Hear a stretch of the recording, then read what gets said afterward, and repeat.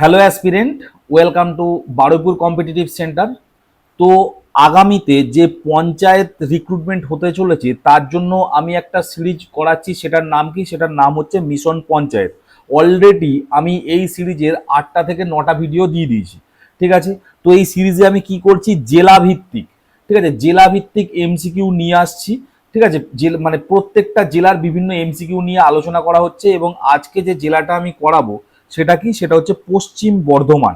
এবং বলে রাখি, এই যে জিনিসটা আমি করাচ্ছি সেটা হচ্ছে এই বইটা থেকে। সেটার নাম হচ্ছে কি, সেটার নাম হচ্ছে মিশন পঞ্চায়েত, অন্বেষা পাবলিকেশন, ঠিক আছে।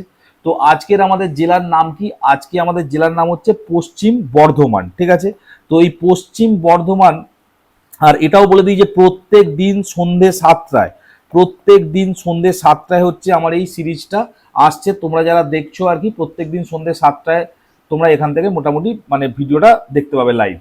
যাই হোক, তো পশ্চিম বর্ধমান এই জেলাটা এই পশ্চিমবঙ্গের ম্যাপের মধ্যে কোথায় আছে প্রথমে আমাদের সেটা জানা দরকার, ঠিক আছে। তোমরা এখানে দেখতে পাচ্ছ একটা গদা দেখতে পাবে, দেখো এইটা হচ্ছে ধরো একটা গদা, ঠিক আছে, ভীমের গদা। এই হচ্ছে দেখো সেই গদা, লাল কালি নেই, সুবিধা হবে।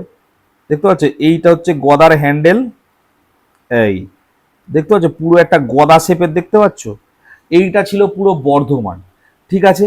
তারপরে কি করা হয়েছে, এই বর্ধমানটাকে এখান দিয়ে কেটে দেওয়া হয়েছে এবং এইটা পূর্ব দিকে আছে, তাই জন্য পূর্ব বর্ধমান। আর আজকে আমরা যেটা পড়বো এইটা হচ্ছে পশ্চিম বর্ধমানটা আজকে আমরা পড়বো, ঠিক আছে। তাহলে বর্ধমান রাজ্য আমরা জানা গেল, এবং বর্ধমান জেলাটা আমরা কোথায় আছে সেটা জানা গেল। এবং আজকে যেটা পড়বো বেসিক্যালি এই যে ছোট্ট জেলাটা সেইটা নিয়ে আমরা পড়বো, ঠিক আছে।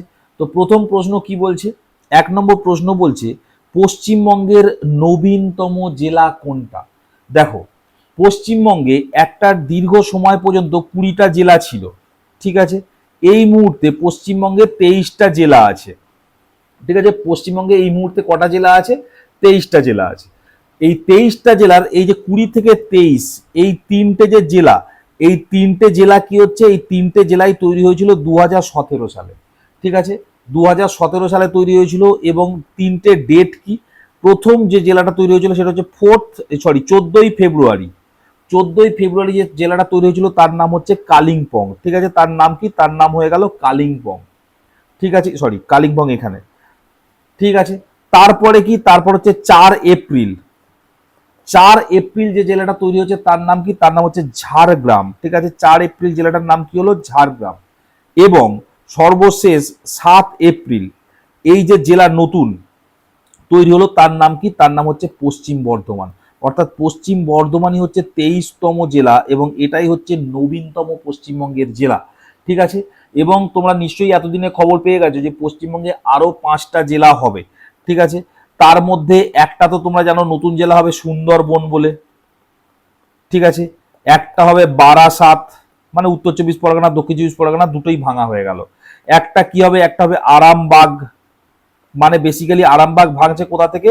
হুগলি থেকে। একটা হবে বহরমপুর, মানে এটা মুর্শিদাবাদ থেকে। এবং সর্বশেষ কলকাতাটাকে আবার হয়তো রিসাপেল করা হবে, ঠিক আছে। তো এই 5টা জেলা আবার কিন্তু নতুন হবে, তখন আবার নতুন জেলা হবে। এখন 23টা আছে এবং আরো 5টা অর্থাৎ 28টা জেলা হয়ে যাবে আমাদের। যাই হোক, এবার আরেকটা কথা আমি বলে দিই, এই যে প্রত্যেকটা জেলা যে হচ্ছে, কেন হচ্ছে? প্রত্যেকটা জেলা তখনই হয় যখন তার হেডকোয়ার্টার হয়। এই মুহূর্তে ধরো আমাদের হেডকোয়ার্টার মানে দক্ষিণ 24 পরগনা আমার জেলা, আমাদের হেডকোয়ার্টার হচ্ছে আলিপুর। এই যে সুন্দরবনটা আলাদা হয়ে যাবে, নিশ্চয়ই কোনো একটা হেডকোয়ার্টার হয়ে যাবে, হয় ক্যানিং, নাহলে কাকদ্বীপ, কোথাও একটা আলাদা হেডকোয়ার্টার হবে। সুতরাং হেডকোয়ার্টার না থাকলে জেলা হয় না। ঠিক যেমন এই যে পশ্চিম বর্ধমান, এর হেডকোয়ার্টার কোনটা? এর হেডকোয়ার্টার হচ্ছে আসানসোল, মনে রাখবে, আসানসোল। এটাও কিন্তু খুব ইম্পর্টেন্ট, পশ্চিম বর্ধমানের হেডকোয়ার্টার কোথায় পরীক্ষায় কিন্তু আসে, ঠিক আছে। বা হচ্ছে সদর কোথায়, হেডকোয়ার্টার বলতে পারো বা সদর বলতে পারো, যা ইচ্ছা বলতে পারো। নেক্সট কি বলছে, নিম্নের কোনটি পশ্চিম বর্ধমান হচ্ছে সদর অঞ্চল, ঠিক আছে। সদর আমি কোথায় বললাম তোমাদের অলরেডি আমি বলে দিলাম। সদর কোথায় আছে? সদর হচ্ছে আমাদের মানে আসানসোলে হচ্ছে সদর আছে। এটা আমি তখন কি বললাম? আসানসোলই বললাম তো এখানে, হ্যাঁ আসানসোলই বলেছি।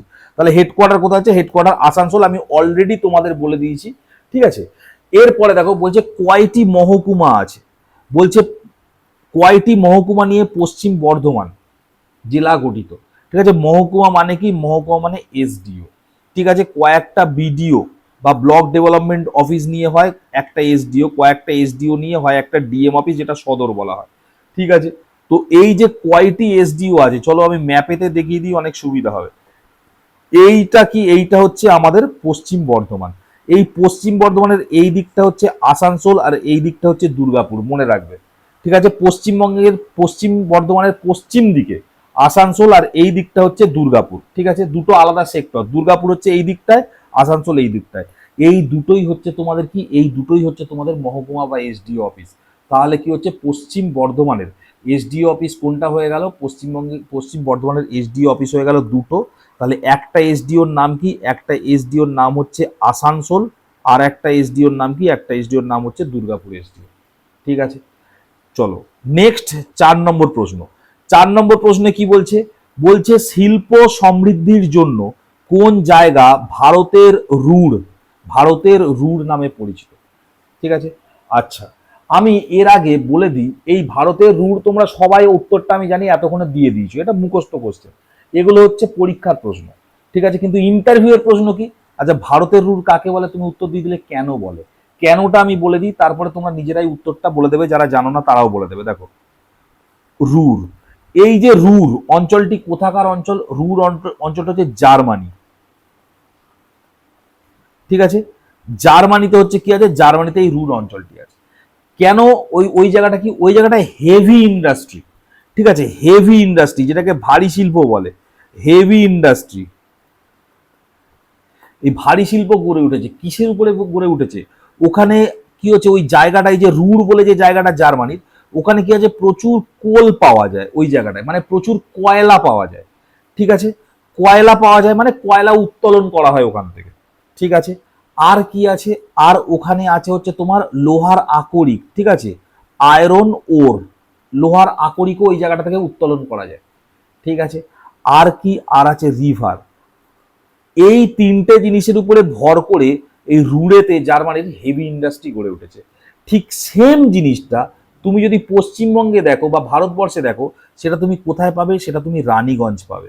রানীগঞ্জে কি আছে, রানীগঞ্জে কয়লা খনি আছে, বিখ্যাত কয়লা খনি, ভারতবর্ষের ইতিহাসের প্রথম কয়লা খনি রানীগঞ্জে, 1 নম্বর। 2 নম্বর, লোহার যে আকরিক হয়তো রানীগঞ্জে পাওয়া যায় না, বা হচ্ছে তোমার ওই মানে মানে বর্ধমানে হয়তো পাওয়া যায় না, আমাদের পশ্চিমবঙ্গে পেলেও অল্প পাওয়া যায়, কিন্তু এই লোহার আকরিক দেখো একটু নিচে চলে এসো, আমাদের মানে ছত্তিশগড় আছে, তারপর ওদিকে হচ্ছে উড়িষ্যা আছে, এই সমস্ত জায়গায় পাওয়া যায়। আর নদী তো আছেই, দামোদর নদী।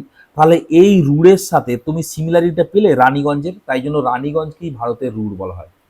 বুঝতে পারলে, রুড় জার্মানির একটা বিশাল বড় ব্যাপার। ঠিক যেমন বলা হয় যে ভারতের হচ্ছে তোমার যে কোনো একটা বলো সিলিকন ভ্যালি, সিলিকন ভ্যালি কাকে বলা হয়, বেঙ্গালুরুকে বলা হয়। তার কারণ কি, কম্পিউটার, ল্যাপটপ, এই সমস্ত জায়গায় কি ইউজ হয়, ম্যাক্সিমাম সিলিকনই তো ইউজ হয়।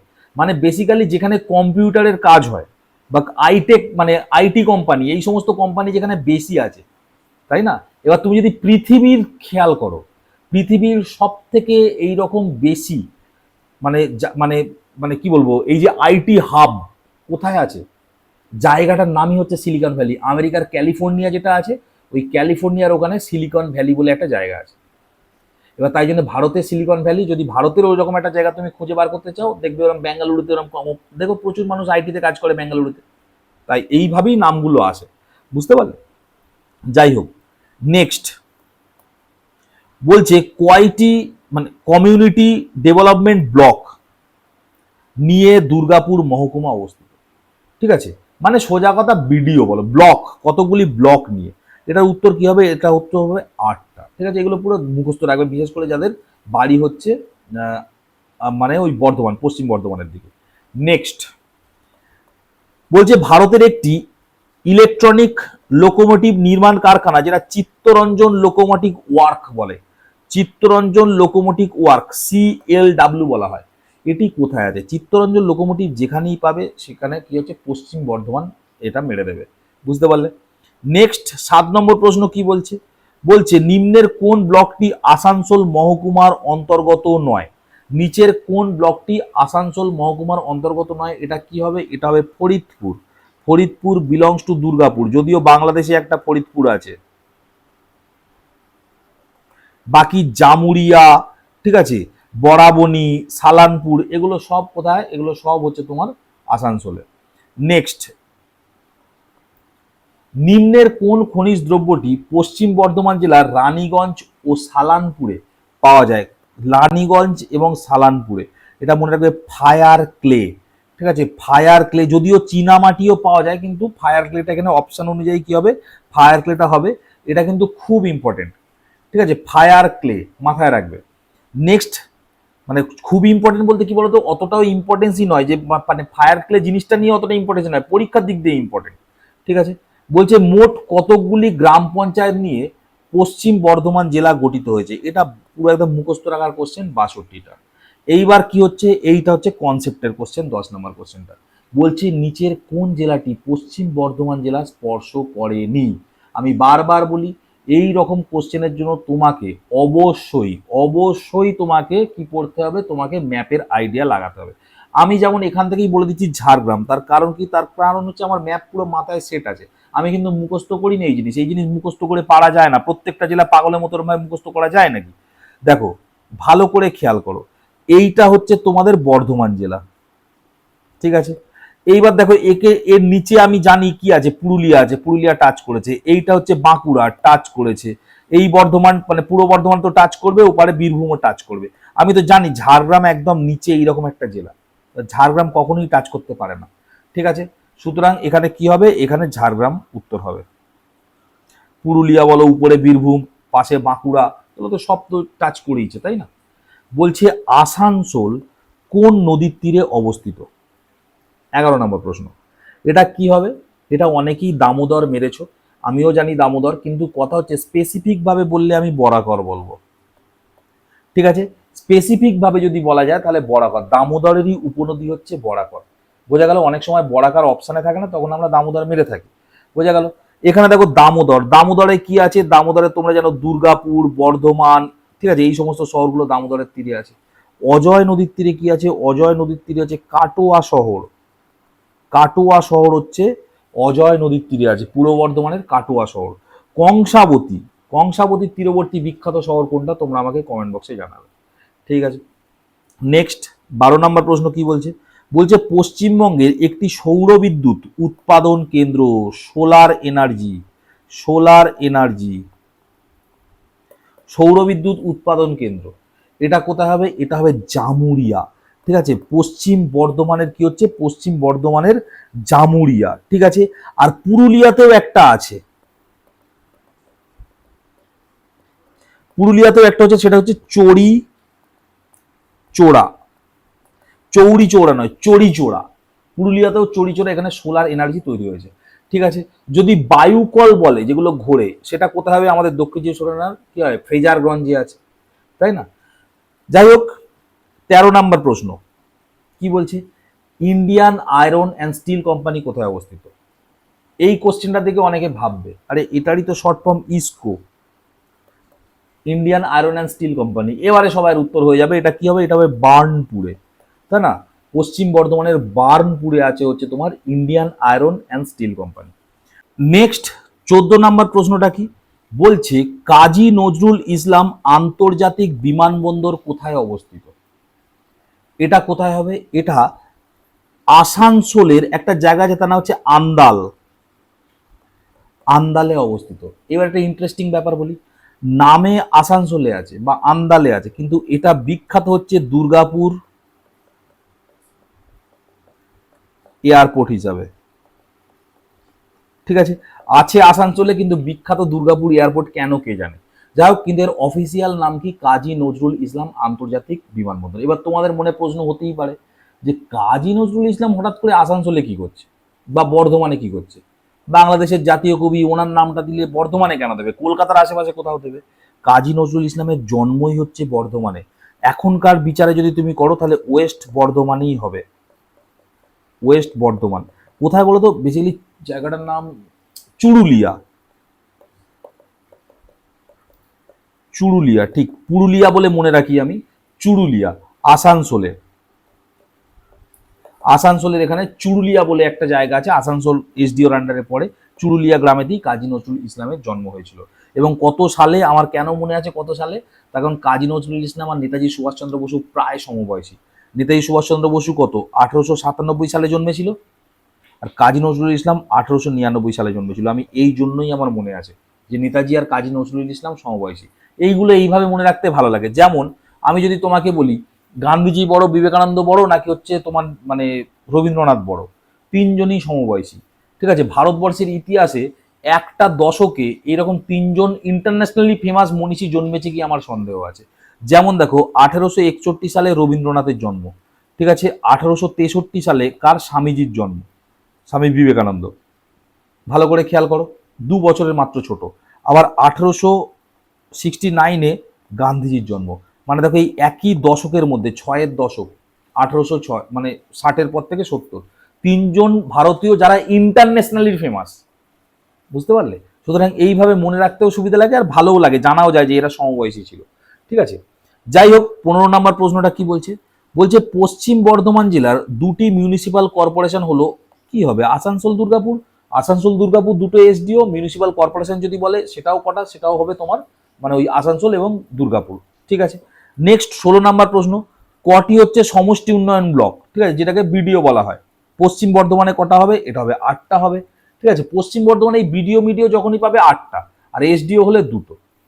যাই হোক, নেক্সট কোশ্চেন কি, নেক্সট হচ্ছে তিলাইয়া প্রকল্প, ঠিক আছে, কোন নদীর উপরে অবস্থিত? এটা কি হবে, বরাকর নদীর উপরে অবস্থিত। ঠিক আছে, মাইথন, তিলাইয়া, ঠিক আছে, এগুলো সব হচ্ছে বরাকরের উপরে হচ্ছে অবস্থিত, এবং এটা কার আন্ডারে আছে, ডিভিসি, দামোদর ভ্যালি কর্পোরেশনের আন্ডারে কিন্তু এটা আসে।